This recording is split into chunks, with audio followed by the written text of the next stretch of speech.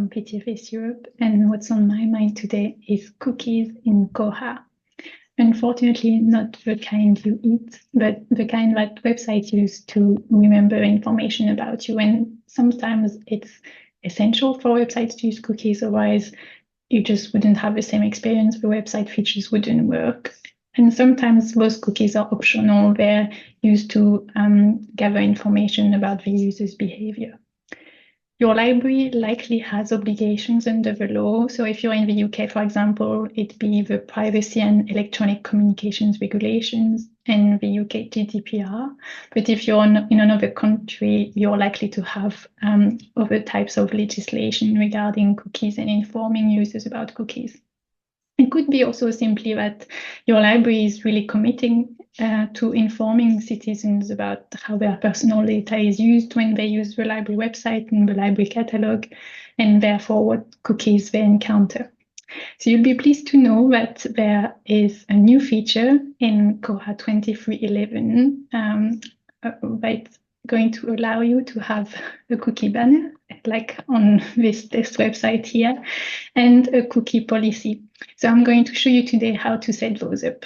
There are also some improvements that have been made already to these two features in Koha 2405. So the system I'm using today is actually using 2405, but I'll explain as I go along the differences. You will see if your library actually has 2311. If you happen to be hosted by us at PTFS Europe, actually those cookies improvements, you will have them already in your 2311 upgrades as a bit of a bonus, even though for everyone else, they're actually in 2405. Right, so setting up a cookie banner and cookie policy, how do we do it? Where do we start? Well, I would recommend that the first thing you look into is whether you use non-essential cookies. So have you added anything to your Koha OPAC that actually will require that extra configuration? So usually it'd be analytics tracking code, maybe if you're using Matomo or Google Analytics to understand how users use your site. So in the past, you probably would have put that tracking code in the OPAC user.js system preference. So possibly the first thing you'd want to do on your system after upgrading to Koha 2311 or Koha 2405 is go and check in your system preferences what's happening in OPAC user.js. Have you got any code in there? And if you do, then you would keeping a note of that code because it will need to be moved into the new cookie system preferences. The other thing you could do if you're really not sure, and this is more of a trick, is when you're on your OPAC in your browser, you can use the browser tool to check for cookies. So if you right click, you often have an option called Inspector or Inspector. I'm using Firefox here, by the way, and in Firefox, in the inspector, it's under storage, and on the side, cookies is already open. It works in a very similar way in Google Chrome.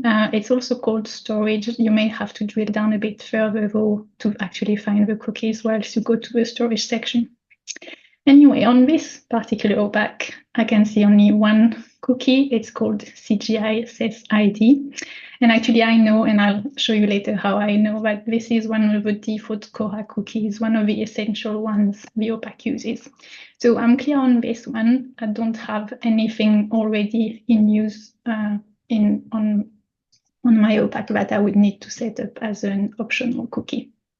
But because you probably, maybe you have some, and you wonder how it works, I will set one up as an example.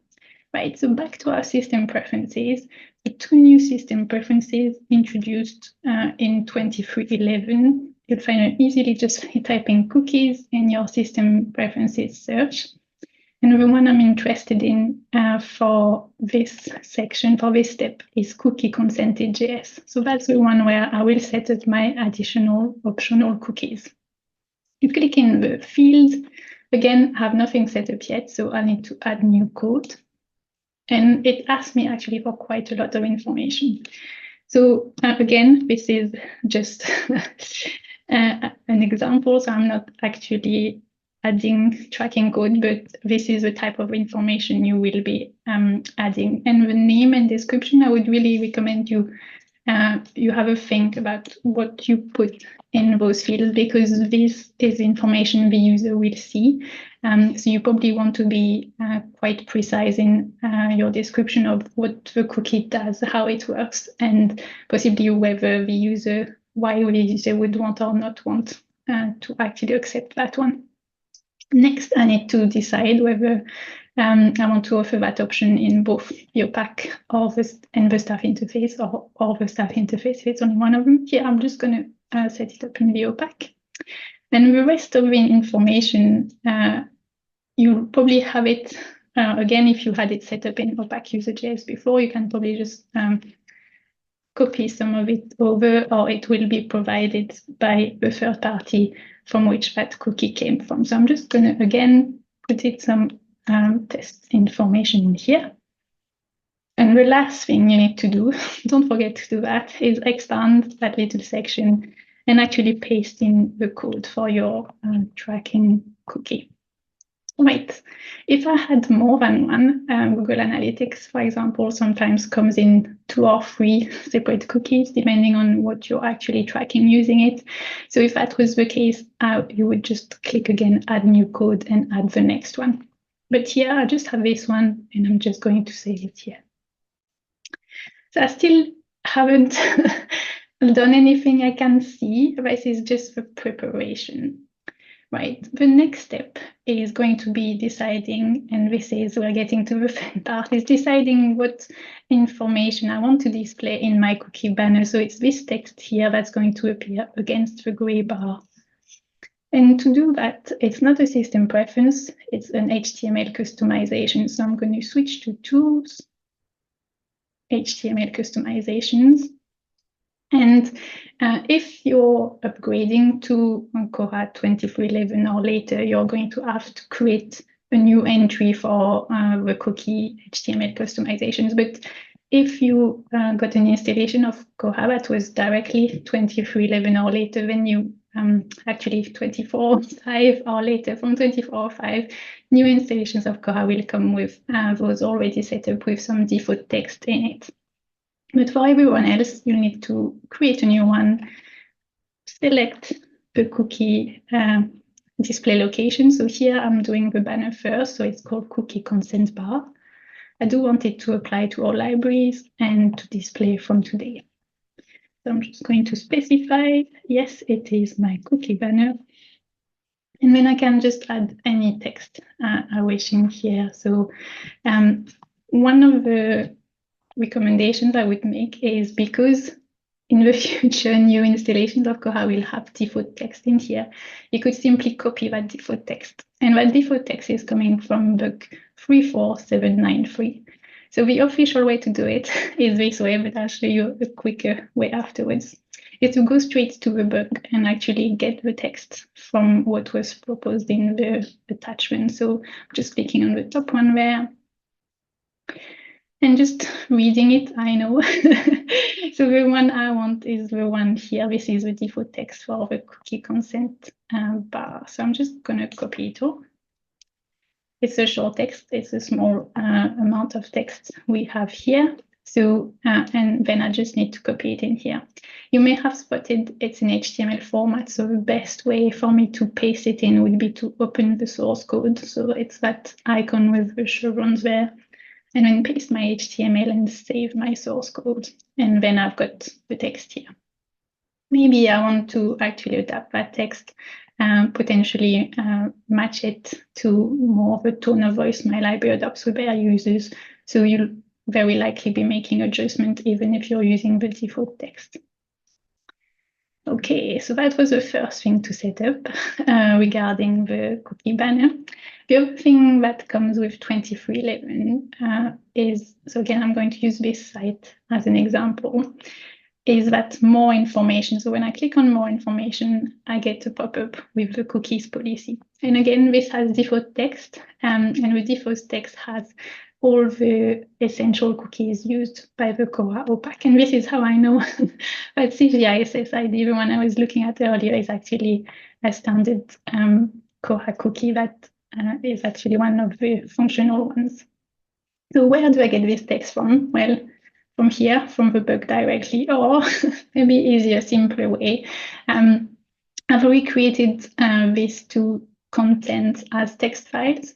And if you follow the link to the PTFS Europe website, or if you're already on the blog post on our website, then there is a hyperlink again to the default text. So this is the one for the cookies policy. And when you just open it up, select everything, copy everything, and go back to your HTML customizations. So this time it's the cookie policy. So I'm creating a second entry. Again, display location, I'm looking for cookies. And it's the other one called cookie consent pop-up. And I'm following exactly the same steps I did before. So because I've copied HTML content, I'm going to open the source code, paste everything in here. That's quite a lot. Save it, and then it all appears here with my table displaying nicely. Again, this is default text. You will very likely want to make it your own. So do feel free to amend the introduction, and definitely a bit of text regarding non-essential cookies. So again, I'm going to save it as it is. So far, quite quick, but we still don't have anything on our OPAC appearing. So the last step is going to be finally, once everything is set up, to actually switch on those features. So I'm going back to my system preferences. And in administration, I can again search for cookie. And I've used the cookie consented.js before to add my non-essential cookies, but this time the master switch is simply called cookie consent. And it's a simple switching from don't require to require and saving my preference. And now when I go to my OPAC and refresh, and here we go. We have a banner as planned appearing at the bottom. We have several options, so I can accept everything directly from here, or I have the option to accept essential cookies. So actually these three buttons, they are one of the 24 or 5 improvements, so it's now clearer what you accept, and there's the fact that it does say essential cookies or all cookies. If I go into more information, this is where my cookies policy will pop up, and it's exactly as I planned it in the HTML customization. And at the bottom, this is what's generated from my cookie consented.js preference. This is the code for the non-essential cookie I added. So here the user can simply tick what they agree to. And again, because I have set up that additional one, I have that extra button of accept selected non-essential cookies as well. If I click cancel, then my banner stays, but if I accept the cookies, then the banner disappears. One of the other 24/5 improvements is the fact even when the user has actions or accepted cookies, they can still find the cookies policy. And there's a link in the footer here that brings up that information again. And again, they can maybe change their mind and make a different choice from here. I've shown everything as related to the OPAC, but actually the banner and the cookies policy, they currently apply to both the OPAC and the staff interface. So if I refresh my page here, I do have the exact same banner, the exact same text, and then the exact same cookie policy appearing in the staff interface.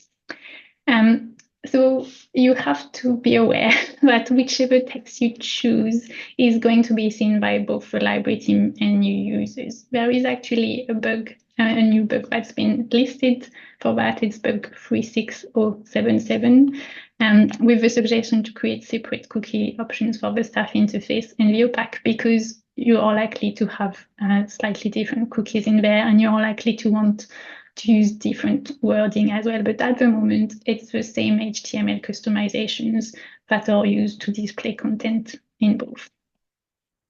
So do add your thoughts to that bug if you're interested.